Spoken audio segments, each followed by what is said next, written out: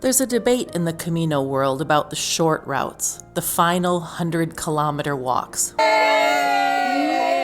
Whether they count, whether they're enough, whether you can call yourself a real pilgrim if you only walked for a week. Because of course there are many people doing more, longer routes, more days on the path, more solitary sojourns. Can the magic of the Camino find you in only 7 days? I've now walked 6 Caminos, different routes, different lengths, different companions, or no companions at all.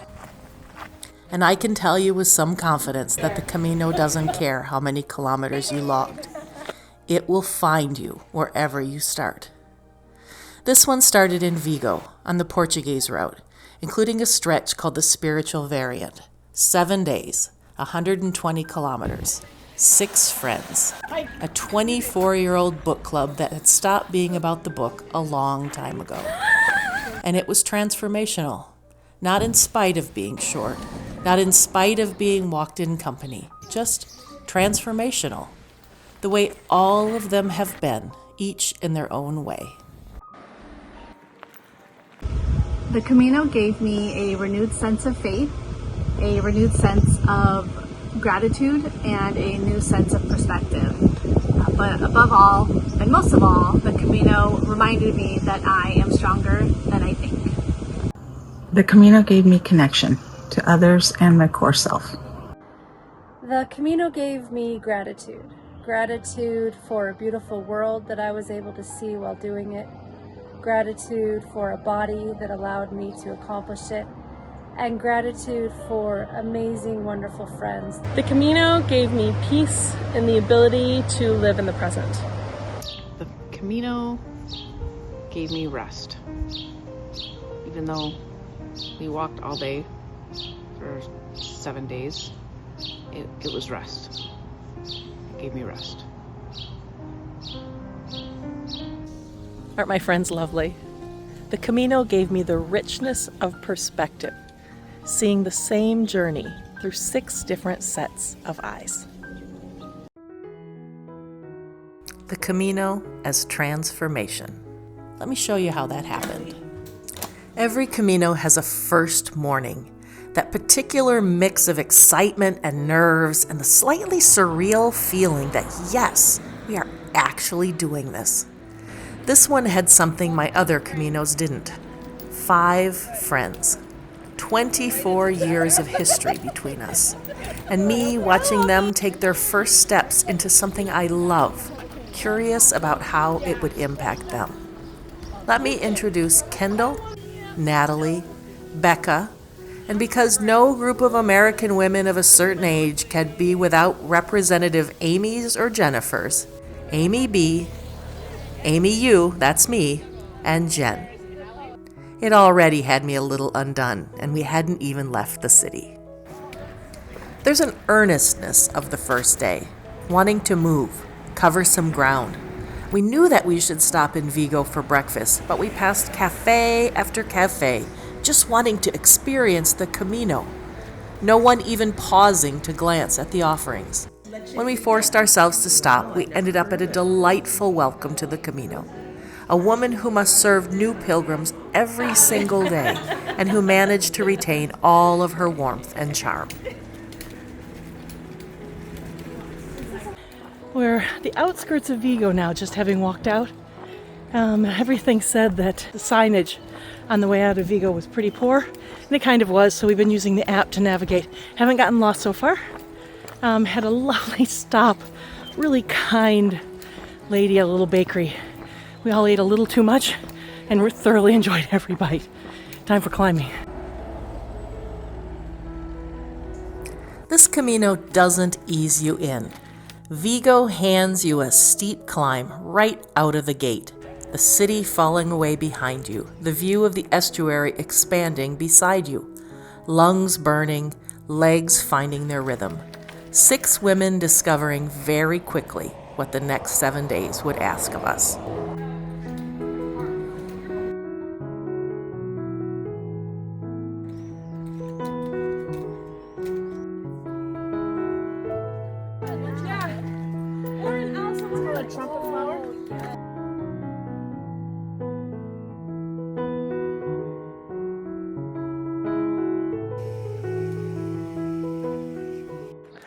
Okay, I'm usually deliberate about bringing random treats.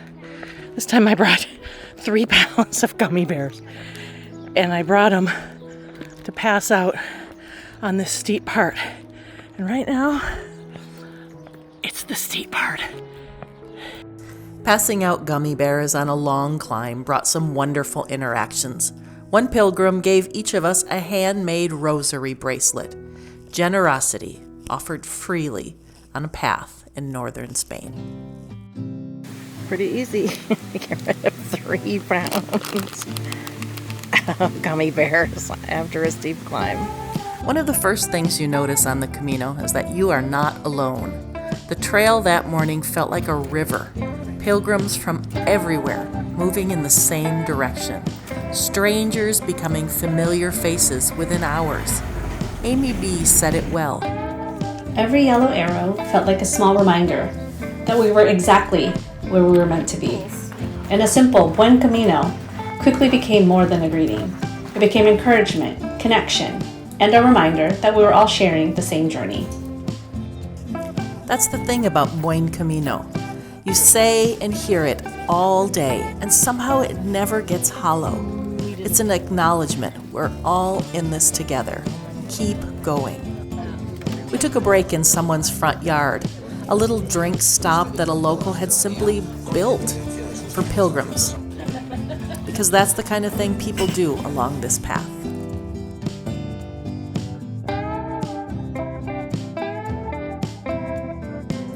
Part of the Camino ritual is collecting stamps along the way.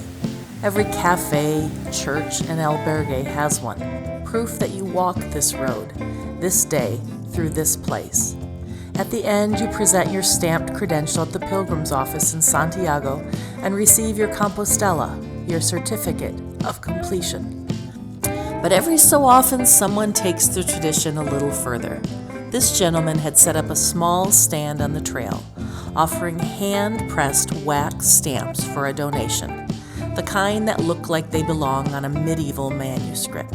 We stood in line happily. And somewhere in my pack were the last surviving gummy bears. We added them to our donation.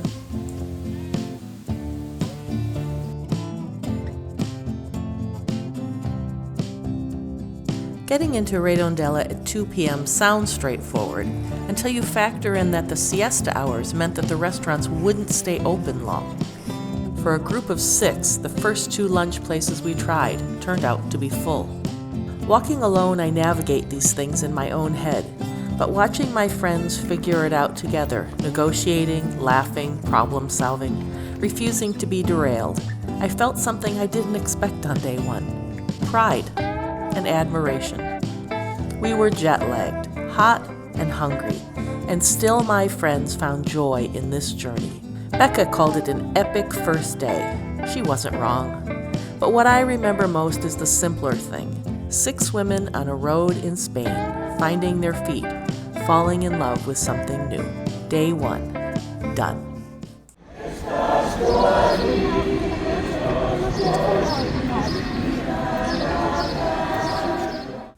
Day 2 began before sunrise. Quick breakfast from the grocery store. Bags on backs, 6 women slipping out into the dark streets of Redondela, trying very hard not to wake the town. We almost managed it.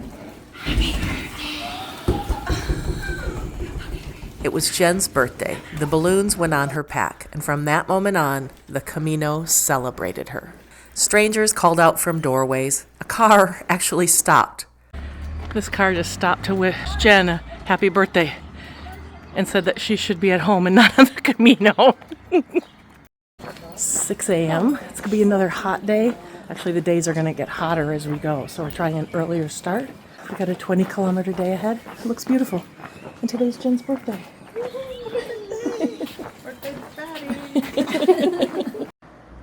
Jen, for her part, had important things on her mind. So good news. It's only day 2. I've already resolved my big question. I'm gonna grow my bangs out.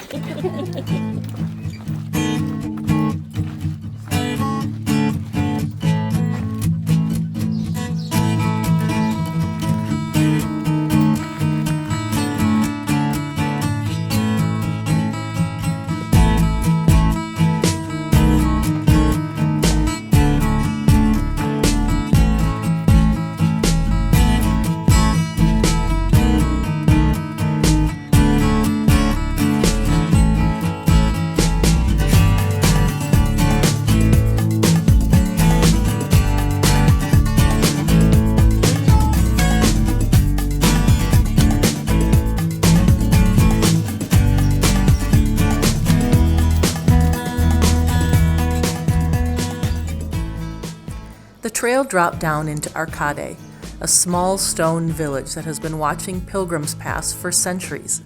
At its heart, the Pont Sampaio, a medieval bridge that has been carrying people across the Verdugo River since the Middle Ages, built on Roman foundations, standing since the 10th century.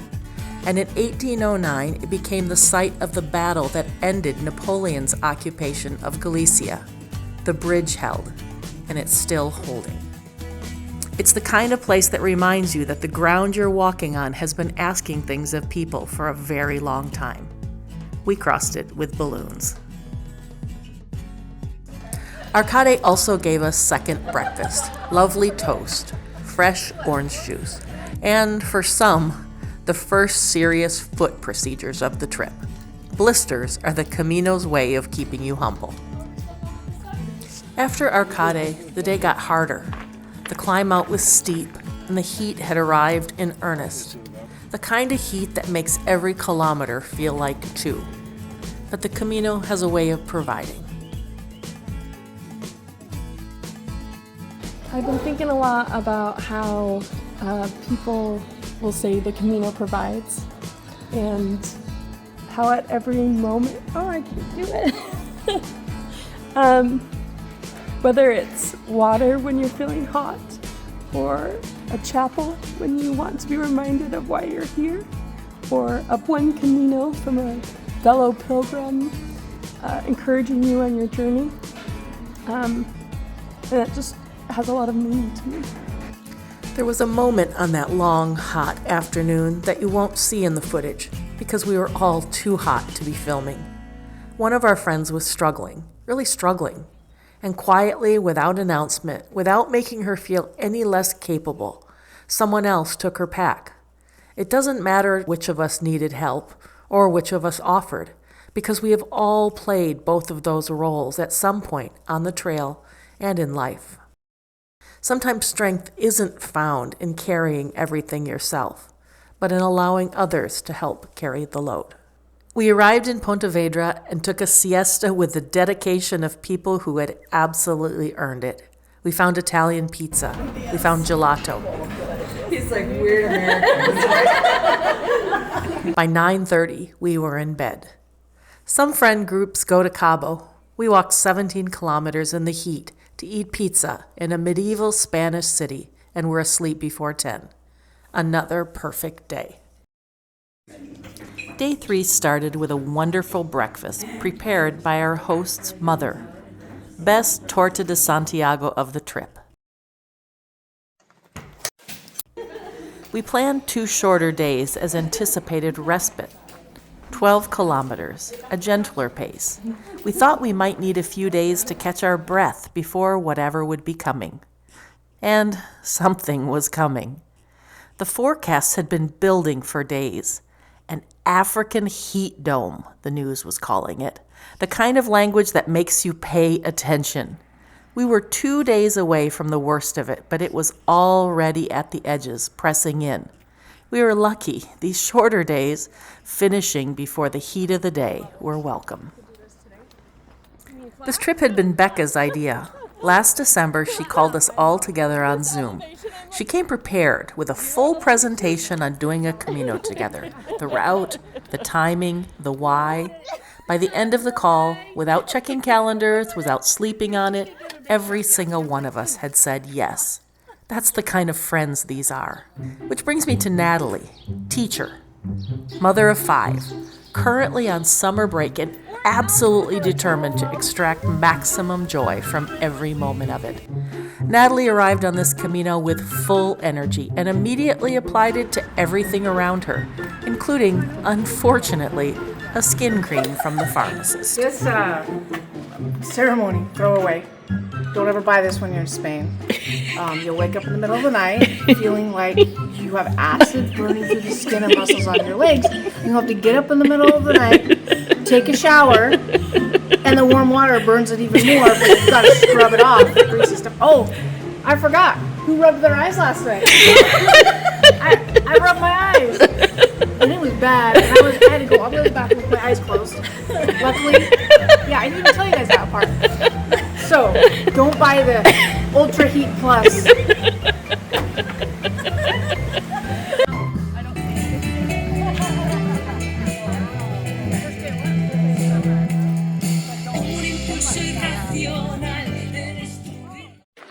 Leaving Pontevedra now, you're kind of seeing the effects of staying on stage and being in the last 100 kilometers. There are so many people out here. And it's really great. It's great being a part of this flow out of the city. We're turning left up ahead onto the spiritual variant, and I think that we're going to see a pretty dramatic shift in the size of the crowds. We went left. Almost everyone else went right.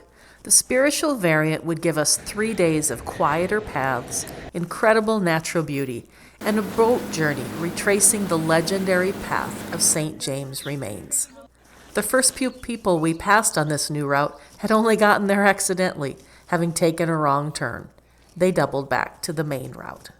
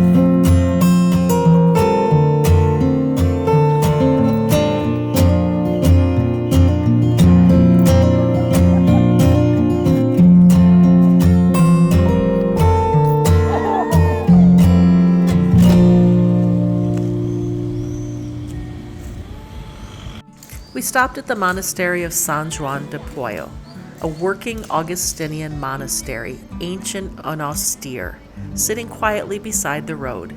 It was Sunday. The monastery was closed.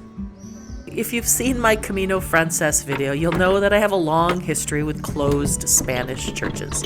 We understood each other by now. This church itself was open. Cool stone, candlelight, the low murmur of liturgy. A moment to remember, as Becca puts it, why we are here. Just as the Mass was beginning, we slipped out gratefully.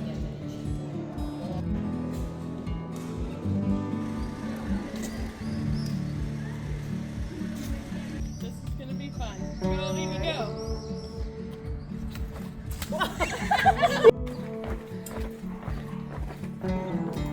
The path into Combarro followed the estuary, and with the water came wind, cool, actual wind. After the heat of the morning, it felt like a small miracle.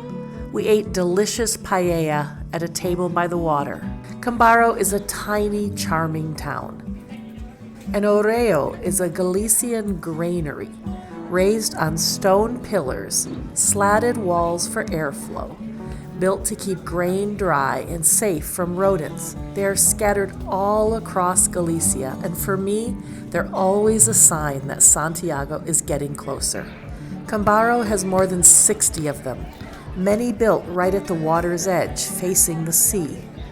A fishing village where granaries line the shores like sentinels. Our apartment sat high above the village with a view straight out to the estuary. The day's breeze now dried our laundry. A 12-kilometer gentle day. The worst of the heat was now 2 days away.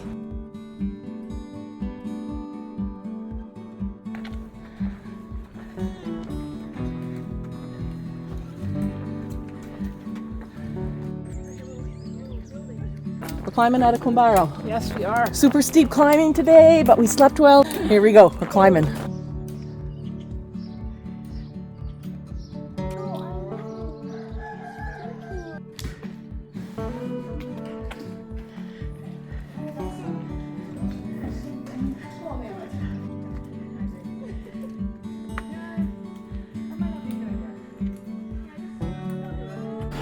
Buenos días.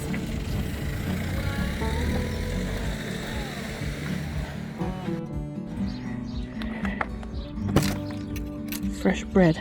Fresh baguette right in there. 2 miles outside of Combarro, still climbing.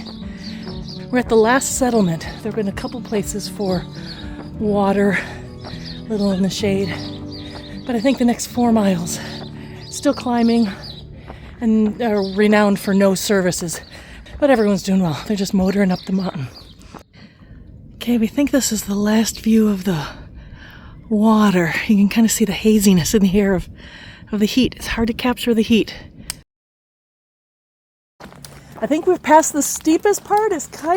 We're still super climby, but it's not steep anymore. So we're sweaty but moving. How are you guys doing? I feel good. Ask again around the corner and see if we're Ask when I'm going downhill. This man just pulled over and said, "Hey, you're on the wrong path."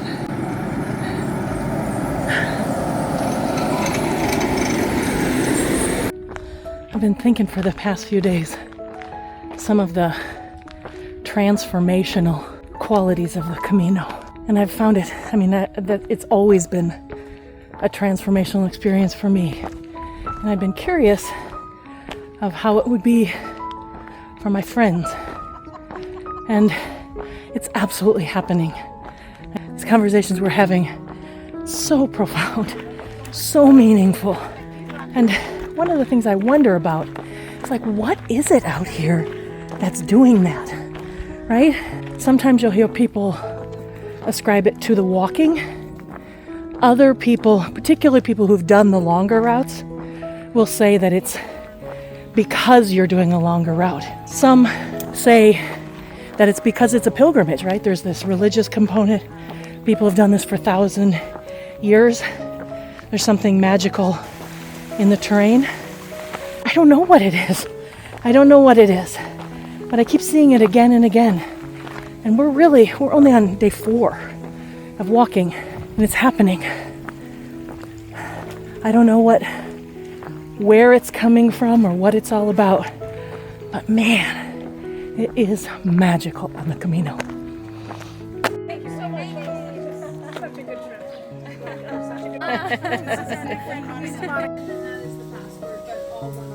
Okay. What is it?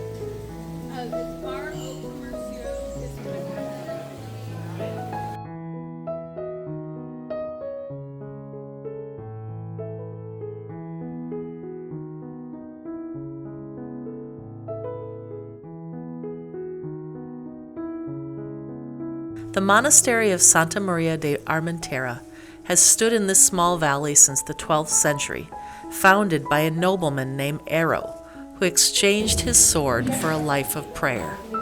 Abandoned after the sale of church lands in 1835, it fell quiet for over 100 years until a group of Cistercian nuns arrived in 1989 and restored both the building and the life within it. There is a legend about Arrousa. He wandered into the woods one day and stopped to listen to a small bird singing. The song was so beautiful that he lost all sense of time. What felt like minutes was, in the world's time, 300 years. Time moves differently when you're paying attention to the details out here. We felt lucky to spend a night in such a special place. We left Armenteira before sunrise. Started super early because today's supposed to be the hottest day. Look at us go in the dark. The forest swallowed us immediately, dark and cool and hushed, the monastery disappearing behind us into the trees. The night before, we'd made a decision. 4 of our 6 bags would go ahead by luggage transfer. The 2 we kept were for the group: water, snacks, electrolytes.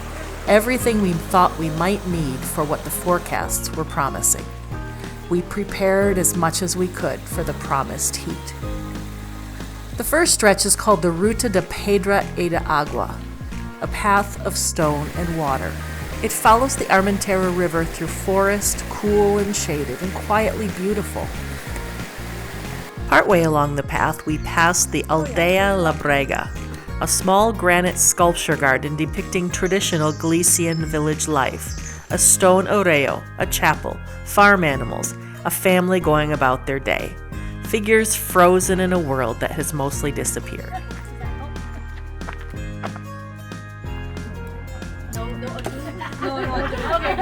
Do I look like Princess Leia?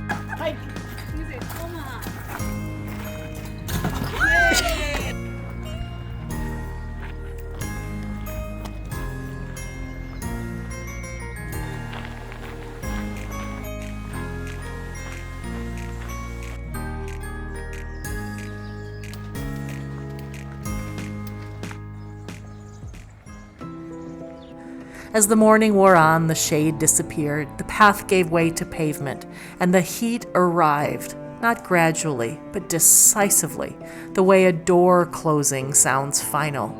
Temperatures reached 93 Fahrenheit, 34 Celsius. Humid, sticky, the heat that sticks to you.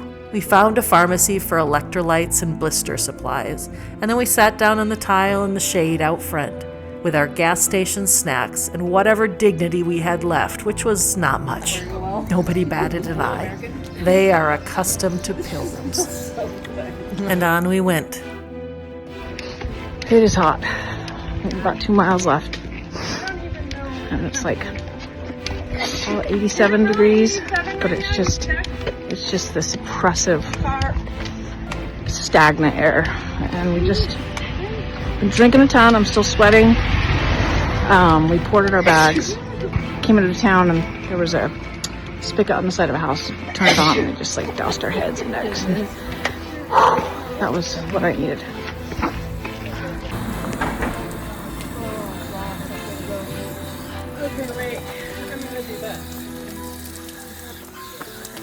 Just 1 mile to our destination, we found relief in an air-conditioned bar. 2 drinks for everyone. We just sat in the cold air and let our bodies remember what normal felt like. That evening, horizontal felt pretty great. Tomorrow, we were taking a boat. Day 6 began the way most of them did. Bags on backs, streets still quiet. We had company this morning. We'd had dinner with Vivek the night before, one of those easy Camino friendships where you can share a meal and a road for a while.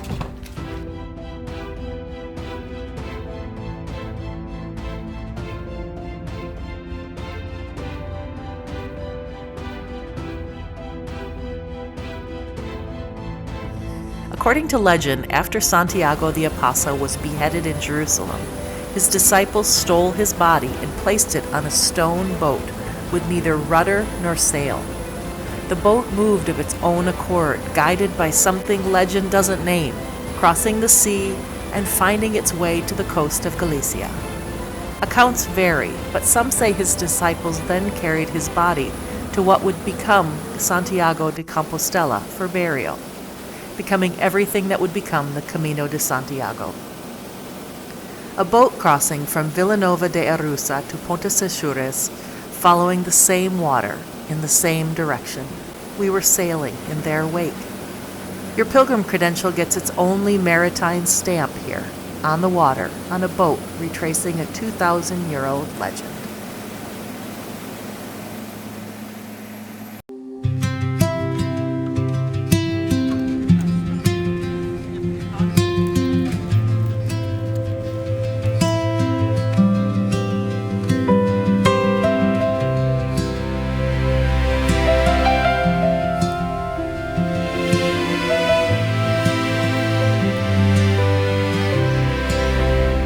We left the village in the morning light, a quiet road, the sky still bright.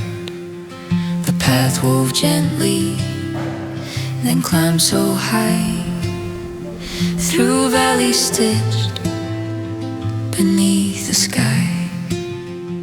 Little villages pass like fleeting dreams, rivers and fields and sunlit streams. Above Tos Santos the hermitage lay, a silent watch over the break of day.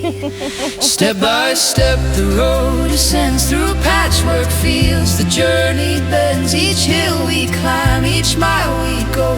The Camino teaches what we need to know. Footfalls echo, hearts take flight through morning mist and fade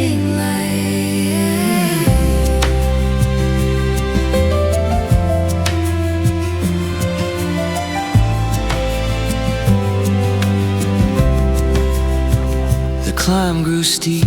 The woodland ends, The valleys far, the ridge immense. A monument whispers, solemn and still. 300 souls lost on the hill. The weight of history beneath our feet. A reminder that the path is bittersweet. Yet onward we go, the ridge unfolds. Stories of courage, the silence holds. Step by step the road ascends through patchwork fields. The journey bends, each hill we climb, each mile we go. The Camino teaches what we need to know. Footfalls echo, hearts take flight through morning mist and fading light. Down we fall, then rise again. A ribbon of trail through sun and rain. The village highs, then comes in view. San Juan de Ortega, at last we knew. The monastery's walls, ancient and worn. a place to rest where pilgrims are reborn.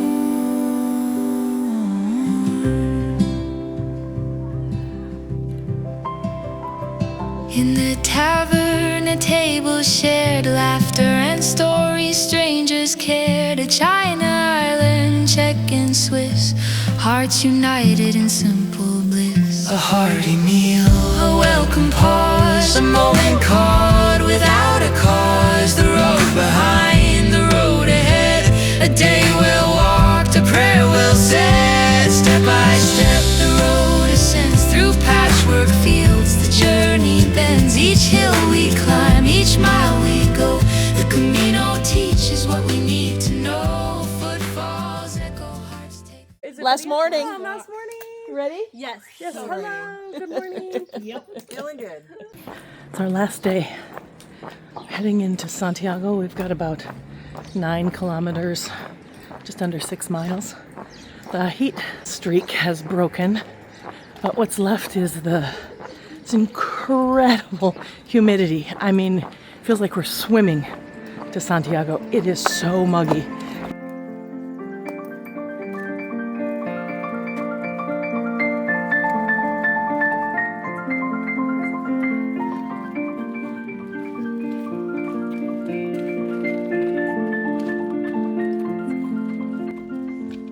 When I first learned about the Camino, we were told that you get an official credential that is used to collect stamps along the way.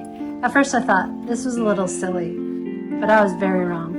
Each stamp for me represented walking through beautiful countrysides, painful feet, perseverance, laughter, friendship, and miles traveled.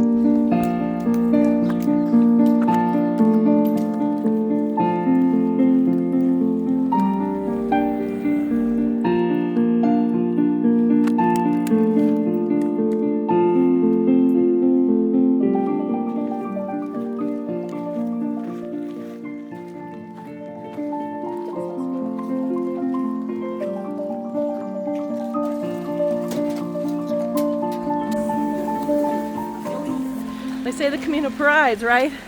Right now it's providing the full experience. We haven't had any rain until now. It isn't really Galicia if you're not walking in the rain.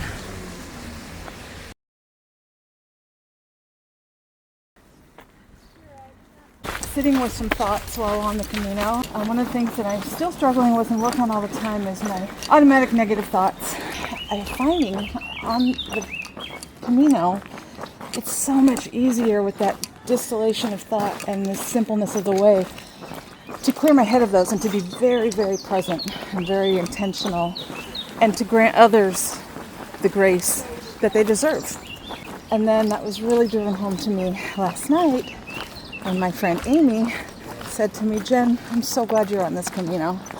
And it just reset the way I think about myself being here and was really meaningful for me. So thank you. Well, we're on our way into the last part of this trip, and it's been restorative for me. Very, just for doing the same thing every day.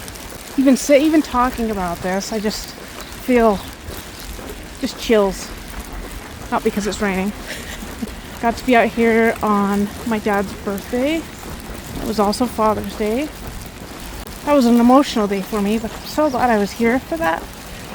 My dad passed away 2.5 years ago. He was a good one. It's as good as they come.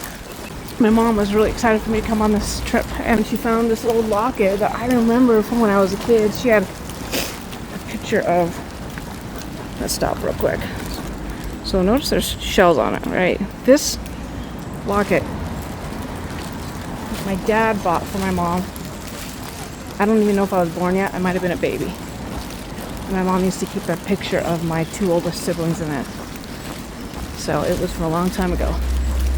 And my mom just thought about it, and she got it out, and she saw the shells on it, and she's like, this is perfect. So she cleaned it out real good, put some ashes in it of my dad's, and told me, it's gonna be great, it's gonna work out. Like, it's perfect, it worked. Put it in the mail, sent it to me.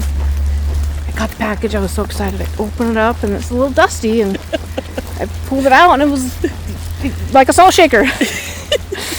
So I did take the ashes out. I left those at home.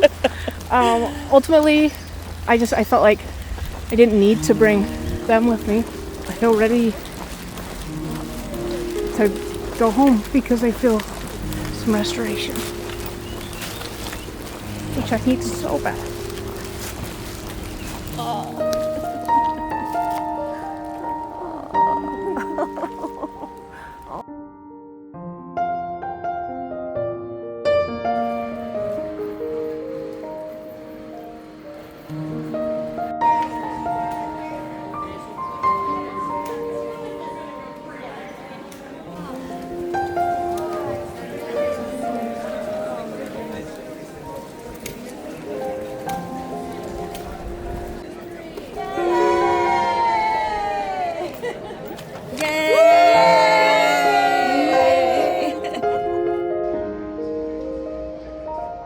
I'm outside the cathedral this morning in the early morning. Pilgrims are starting to trickle in. My friends are still asleep. In fact, Amy and Becca sent photos of their blisters to ChatGPT, and it told them to stop walking. So they're taking a break this morning. But I can't help but reflect on one of my favorite words. And the word is sonder. And it means this sudden awareness that everyone you're seeing, everyone you pass, has an interior life as complex and vivid as your own. And as you watch the pilgrims walk in here, every single one of them has this story. And I can't help but think of it as I watch each one walk in right now, like we did yesterday.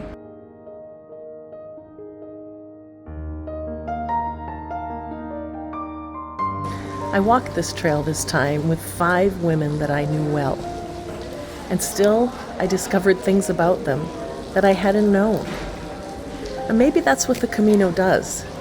It shows us the depths and beauty of all the people who surround us out here on the trail.